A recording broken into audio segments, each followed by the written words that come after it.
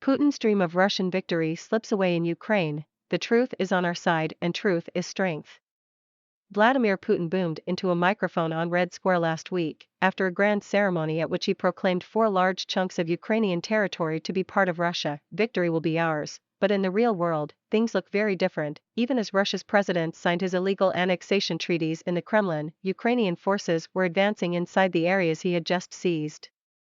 Hundreds of thousands of men have been fleeing Russia rather than be drafted to fight in an expanding war, and things are going so badly on the battlefield that Mr. Putin and his loyalists are now reframing what they once claimed was the de-Nazification of Ukraine and the protection of Russian speakers as an existential fight against the entire collective West. He's in a blind zone.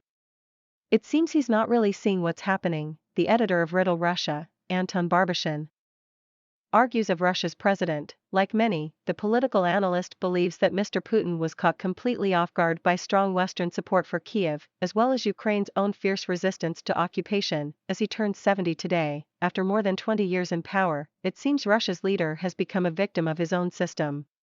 His autocratic style is impeding his access to sound intelligence. You can't question his ideas, explains Tatyana Stanovaya, the head of our politic analysis firm.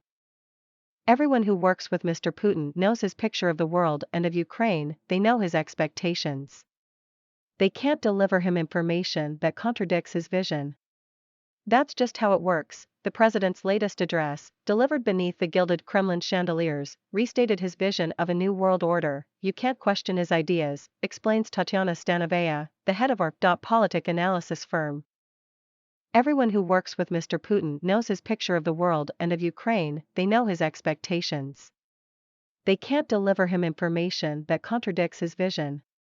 That's just how it works. The president's latest address, delivered beneath the gilded Kremlin chandeliers, restated his vision of a new world order. It involves a mighty Russia, a cowed Western world that has been forced to learn respect and Kiev subjugated once again to Moscow. To attain that, Ukraine is Mr. Putin's chosen battlefield.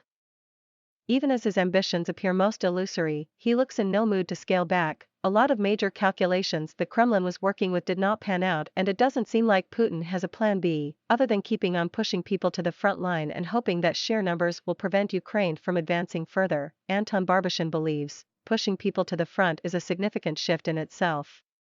Vladimir Putin continues to call his invasion a special military operation, styling it as limited in scope and short-lived.